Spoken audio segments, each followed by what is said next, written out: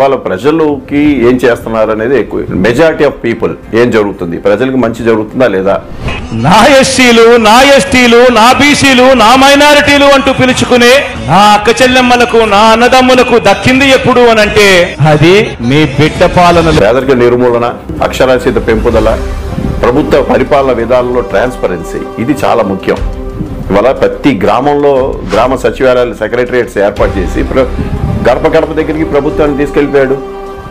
అది ఎందుకు చంద్రబాబు నాయుడు అది మేధావని చెప్పుకుంటారు కదా, ఎందుకు చేయలేకపోయాడు ఇలాంటిది?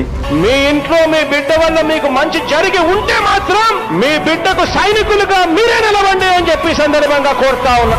గవర్నమెంట్ తో సహా ఇతర రాష్ట్రాలలో వచ్చి ఇక్కడ ఏ విధంగా రైతు భరోసా తీసుకొచ్చాడు, ఏ విధంగా సచివాలయాలు ఏర్పాటు చేశారు గ్రామాల్లో, ఏ విధంగా హెల్త్ క్లినిక్లు తీసుకొచ్చారు, ఈ వ్యవస్థను మొత్తం చూసి వాళ్ళు పెట్టుకుంటా ఉన్నారు. సో అది జగన్మోహన్ రెడ్డి గారి క్రెడిబిలిటీ.